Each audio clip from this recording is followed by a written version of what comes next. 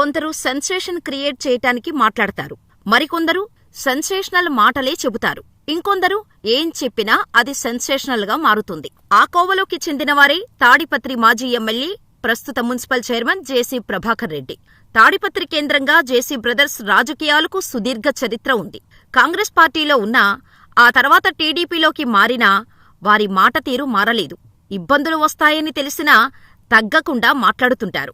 టీడీపీలో చేరిన తర్వాత కూడా జేసీ ప్రభాకర్ రెడ్డి ముఖ్యమంత్రి చంద్రబాబు నాయుడు చేసే ప్రసంగాల విషయంలోనూ, నాయకుల్ని కంట్రోల్ చేయలేని విషయాల్లో నిండు సభల్లోనే మీరు మారాలంటూ చెప్పేవారు. ఒక్కోసారి పార్టీలో ఉన్న లోపాల గురించి కూడా ఓపెన్గా మాట్లాడేవారు. దీనివల్ల పార్టీకి ఇబ్బంది కలిగిన సందర్భాలు ఉన్నాయి. ఈయన తీరు పార్టీని ఇబ్బందులకు గురిచేసినా, ప్రతిపక్ష నేతలకు ఆయుధాలుగా మారినా అస్సలు మార్పులేదు వీరిలో. చాలాసార్లు జేసీ బ్రదర్స్ తీరుపై పార్టీ అధిష్టానం గుర్రుగా ఉన్నప్పటికీ తాడిపత్రిలో వీరికున్న బలం కారణంగా వీరిని ఎదురించలేని పరిస్థితి ఉంది. అయితే మరోసారి సొంత పార్టీపైనా, సొంత ప్రభుత్వంపైనా జేసీ ప్రభాకర్ రెడ్డి చేసిన కామెంట్స్ రాజకీయంగా కాకరేపుతున్నాయి. వచ్చే ఎన్నికల్లో కూటమి ప్రభుత్వం గెలవటం కష్టమంటూ సంచలన వ్యాఖ్యలు చేశారు జేసీ ప్రభాకర్ రెడ్డి. కూటమి ప్రభుత్వం అధికారంలోకి వచ్చి ఏడాది అవుతున్నా ఎన్నికల టైంలో ప్రకటించిన సూపర్ 6 పథకాలు సరిగ్గా అమలు కావటం లేదని కుండబద్దలు కొట్టారు.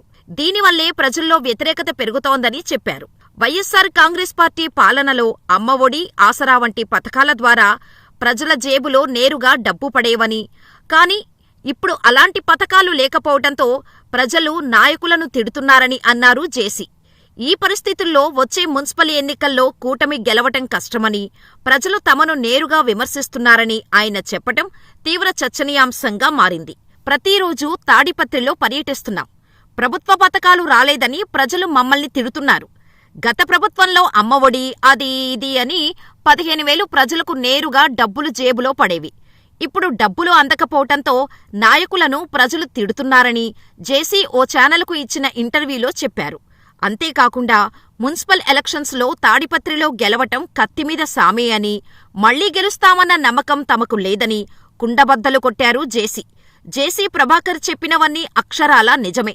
వాస్తవానికి కూటమి సర్కార్ అధికారంలోకి వచ్చిన తర్వాత ఎన్నికల హామీలను నెరవేర్చలేదన్న ఆరోపణలు బలంగా ఉన్నాయి. వైసీపీ, వామపక్ష పార్టీలు దీనిపై నిత్యం విమర్శలు చేస్తూనే ఉన్నాయి. పింఛన్ల పెంపు మినహా నేరుగా డబ్బు అందే విషయంలో ప్రజలు అసంతృప్తిగా ఉన్నారనేది స్థానిక నేతలకు బాగా తెలుసునని అంటున్నారు జేసీ. జేసీ చెప్పిన దాంట్లో నిజం లేకపోలేదు. వైసీపీ హయాంలో ప్రతి పథకం కింద నేరుగా ప్రజల ఖాతాల్లోకే డబ్బులు పడటం వల్ల ప్రభుత్వం ఎంత ఇస్తుంది, దేనికి ఖర్చు పెడుతున్నాం అనే ఓ అంచనా ఉండేది ప్రజలకు. అంతేకాకుండా పథకాల ద్వారా వచ్చిన డబ్బుతో చిన్న చిన్న అప్పులను తీర్చుకునేవారు. కానీ జగన్ ఇస్తున్న దానికంటే ఎక్కువ నగదు పథకాల కింద ఇస్తామంటూ చంద్రబాబు హామీ ఇచ్చాడు. ప్రతి ఎలక్షన్ క్యాంపెయిన్ మీటింగులో సంపద సృష్టిస్తా, అందరికీ పంచిపెడతా అంటూ పంచు డైలాగ్స్ కొట్టారు. తీరా అధికారంలోకి వచ్చిన తర్వాత సంపద సృష్టించే మార్గం చెవిలో చెప్పు అంటూ ఓ రైతునే తిరిగి అడిగి అభాసుపాలయ్యారు సీఎం చంద్రబాబు. ఇక సూపర్ 6 గురించి ఎలక్షన్స్ ముందు ఊదరగొట్టిన చంద్రబాబు అండుకో ఇప్పుడు కనీసం వాటి గురించే మాట్లాడకపోవటంతో రాష్ట్ర ప్రజలు ఆగ్రహం వ్యక్తం చేస్తున్నారు. ఇక ఫ్రీ బస్సుపై అయితే రోజుకొక ప్రకటన చేయటం, అదిగో అప్పటినుంచే ఫ్రీ బస్ అని, ఇదిగో ఇప్పటినుంచే ఫ్రీ బస్సు స్టార్ట్ చేస్తామంటూ ప్రకటనలు చేయటం తప్పితే ఈసుమంత కూడా ఆ పథకంపై ముందుకు వెళ్లలేదు. ఇక అమ్మఒడి పథకంపై నీకు 15,000, నాకు 15,000 అంటూ ఇంట్లో ఎంతమంది ఉంటే అంతమంది పిల్లలకు 15,000 ఇవ్వటంతో పాటుగా మహిళలకు 18,000 ఇస్తామని చెప్పిన నిమ్మల రామానాయుడు ఇప్పుడు పత్తా లేకుండా పోయాడు. దీంతో పాలిచ్చే ఆవును కాదనుకొని తన్నే గాడిదను తెచ్చుకున్నామంటూ బాహటంగానే ప్రజలు కూటమి సర్కారుపై మండిపడుతున్నారు. అయితే ప్రజల విమర్శలపై ఏ ఒక్క కూటమి నేత మాట్లాడటం లేదు సరికదా. ప్రజారంజక పాలన చేస్తున్నాం, మా పాలన సూపర్ అంటూ వారికి వారే డబ్బా కొట్టేసుకుంటున్నారు. కానీ ఒక్క జేసీ ప్రభాకర్ రెడ్డి మాత్రమే ప్రజలలో కూటమి సర్కారుపై ఉన్న అసంతృప్తిపై నోరు విప్పారు.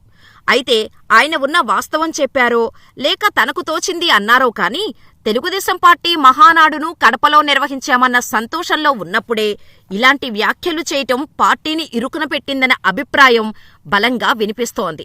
అయితే జగన్ని పొగడటం, కూటమి నేతలను తిట్టడం జేసీ ప్రభాకర్ రెడ్డికి కొత్తేమీ కాదు.